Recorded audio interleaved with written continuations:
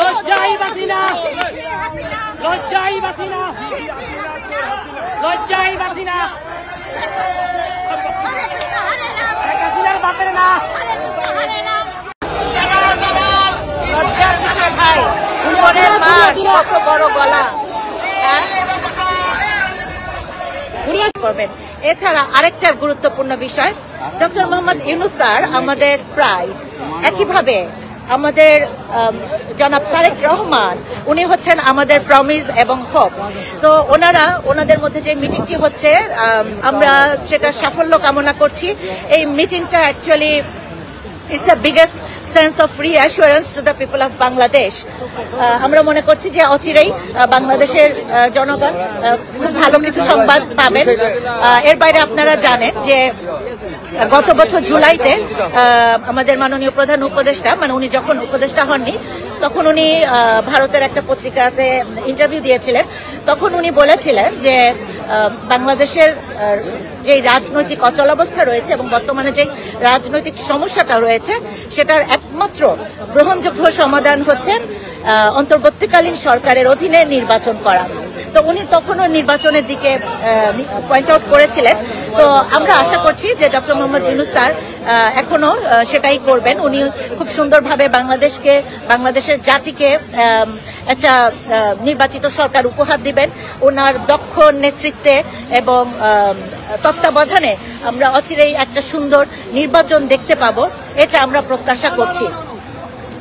এর বাইরে তো এই ছবিটা আমার খুব ভাল লাগছে আর কি, আমার খুব গর্বের একটা জিনিস। আমি আসলে এটা করতে পারিনি, জাস্ট সকালবেলা প্রিন্ট আউট করে নিয়ে আসছি, সময় পাইনি আর কি। এখানে আরেকটা বিষয়, আমরা তো আপনাকে প্রোটেকশনের জন্য আপনি যারা যে রাস্তাঘাট আটক করেছে রামদাও নিয়ে অস্ত্র নিয়ে লাঠিসুটা নিয়ে তাদেরকে আপনি নিবৃত্ত করছেন, কারণ কোনো অ্যাকশন নিচ্ছেন। আর্মির একটা গাড়ি দেখলে লোকজন মুইতে দৌড়ায় বিল দিয়া, আপনারা কোনো ব্যবস্থা নিয়েছেন? 5-7টা আর্মির গাড়ি আসছেন, আর্মি একটা গার্ডস আছে, এইভাবে আপনার দেশ চালাইতে পারবেন? বিএনপির লোকের আপনি প্রত্যেকের হাতে রামদাও মামদাও আছে, তাহলে আপনি ভয় পাচ্ছেন কেন? আপনি এদিকে নিয়ে যেতে পারেন, আপনার কেন পটুয়াখালী যেতে? আমার বাড়ি গলাচিপা উপজেলা, আমি কেন পটুয়াখালী যাবো? বিএনপির একটা নেতার ভয় আমি চলে যাবো? সেটা ডিসিশন আপনার, কিন্তু আমাদের সাজেশনটা শেষ পর্যন্ত সাজেশনটা আপনাদেরকে আমরা বলছি।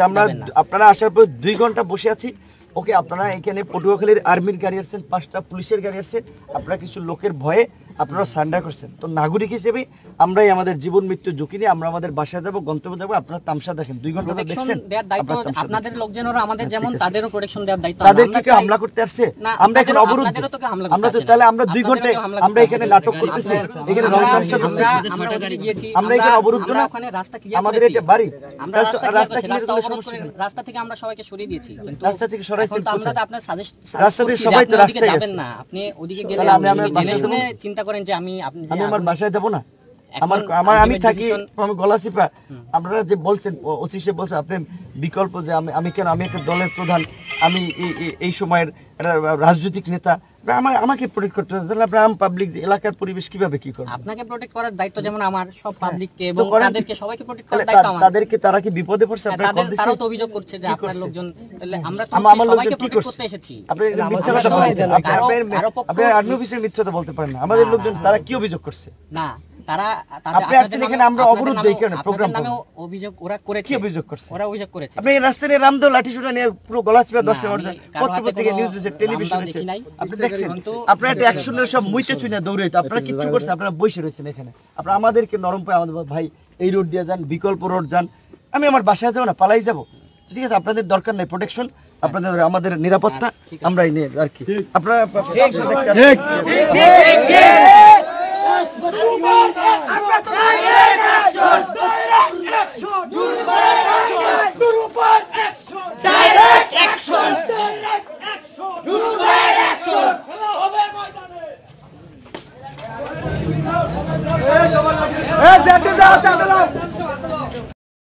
আসসালামু আলাইকুম, আমি জাফর সরকার, সাবেক সেনা সদস্য।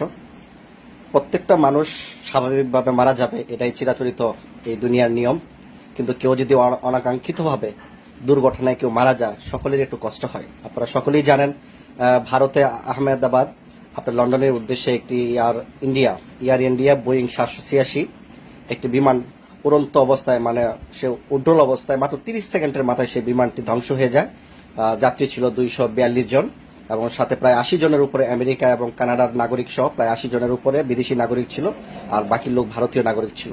কিন্তু একজন যাত্রী, এত বড় একটা দুর্ঘটনায় একজন যাত্রী বেঁচে গেছেন, বিপ্লব কুমার নামে একজন ব্যক্তি। তো এই অ্যাক্সিডেন্টটা আমাদের কাছ থেকে অনেক কিছুই শিক্ষার আছে, বিশেষ করে বাংলাদেশের সিভিল এভিয়েশন যারা আমাদের বাংলাদেশের বিমান কর্তৃপক্ষ আছেন তাদের উদ্দেশ্যে এই কথাগুলো বলা। তো আপনারা জানেন ভারতের যে এয়ার ইন্ডিয়াটা, যেটা ইউরোপে বিমান যায়, এগুলো কত উন্নত মানের বিমান। হ্যাঁ, বোয়িং আপনার 786 গ্রিনল্যান্ডার, এই বিমানটা খুবই উন্নত মানের বিমান। কিন্তু আমাদের বাংলাদেশেও কিন্তু বিমান এয়ারলাইন্স বোয়িং 786 কিন্তু বিমান আছে।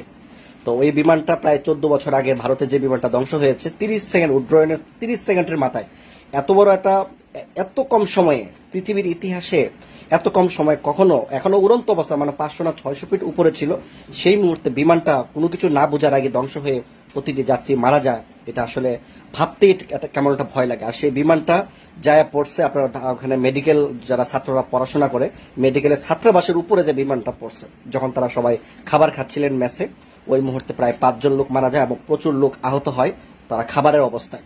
তো এটার জন্য আসলে আমরা খুব দুঃখ প্রকাশ করছি, কারণ খারাপ মৃত্যুগুলো আমরা কখনোই কামনা করি না। স্বাভাবিক মৃত্যুতে আল্লাহ পাক দিবেন, উপরওয়ালা দিবেন, এটাই স্বাভাবিক মেনে নিতে হবে। আমি বাংলাদেশের সিভিল এভিয়েশন বাংলাদেশ সরকারকে বলবো, বাংলাদেশে যতগুলো পুরাতন বিমান আছে সেগুলো যেন ভালোভাবে টেকনোলজির মাধ্যমে যেন ভালোভাবে এগুলা সার্ভিসিং করা হয়, যেগুলা যে কোনো মুহূর্তে দুর্ঘটনা হতে পারে এরকম বিমান যেন রিমুভ করে দেওয়া হয়, বিশেষ করে যাত্রীদের ফ্লাইট যেন না দেওয়া হয়। এইগুলো অভ্যন্তরীণ দেওয়া যায়, বিভিন্ন আপনার বিভাগীয় পর্যায়ে সিলেট, চট্টগ্রাম, রাজশাহী, খুলনা এই ধরনের যেন করা হয়। কিন্তু আন্তর্জাতিক ফ্লাইটগুলো বিমানগুলো যেন সবচেয়ে উন্নত মানের দেওয়া হয়, কারণ এখানে শত শত হাজার হাজার যাত্রী যাবে বিমানে, তাদের জীবন যেন নিরাপদে থাকে সেই জন্য যেন বিমান কর্তৃপক্ষ যেন বাংলাদেশের বিমানগুলোকে যেন সেরকম ভাবে রক্ষণাবেক্ষণ করে এবং মানুষের জীবন রক্ষার জন্য যেন তারা সর্বোচ্চ সতর্ক অবলম্বন করে। প্রিয় দেশবাসী, ভারতের এই বিমান অ্যাক্সিডেন্ট থেকে আমাদের বাংলাদেশের বিমান কর্তৃপক্ষ যেন এই বিষয়ে কিছু শিক্ষা নেয়, কারণ আমরা এই বিমান অ্যাক্সিডেন্ট আমরা কখনোই মেনে নিতে পারছি না, কারণ এটা খুবই একটা মানে অনাকাঙ্ক্ষিত এবং আকস্মিক একটা দুর্ঘটনা হয়ে গেছে। কারণ প্রতিটা পরিবার ধ্বংস হয়ে গেছে, তারা সবাই ইউরোপে লন্ডনে যাচ্ছিলেন। তো এই পরিবারগুলো আসলে খুব কষ্টেই, আমরা সমবেদনা দেওয়ার মতো আমাদের ভাষা নেই। কিন্তু এরকম পুনরাবৃত্তি যেন আমাদের বাংলাদেশে কোনো বিমানে যেন ধরনের কোনো দুর্ঘটনা না হয় সেই বিষয়ে বিমান কর্তৃপক্ষ এবং বাংলাদেশ সরকারের দৃষ্টি আকর্ষণ করছে। সবাই লাইভটা শেয়ার দেবেন। ধন্যবাদ সবাইকে। আসসালামু আলাইকুম। আপনারা আসলেন, আপনারা একটা বিএনপির সব নেতা না, বিএনপি বড়টা দল, অনেক গ্রুপ আছে, একটা অংশের কিছু লোকজন এদের কাছে আর্মি সারেন্ডার করবে, পুলিশ সারেন্ডার করবে, তাহলে আপনারা কি এদের কাছে তো কেউ সারেন্ডার করছে সারেন্ডার না। আপনারা আমাদের প্রোটেকশনের জন্য ডেকেছেন, আমরা আপনাদের সাজেস্ট করছি যে আমাদের বসে রাখছেন। এখন যদি আপনি আমাদের ডিসিশন আমরা কি চোর প্রোটেকশনের জন্য ডাকাত? ডেকেছেন, আমরা বিকল্প রোড যা পালাই যাব, জন্য এসেছি। আমরা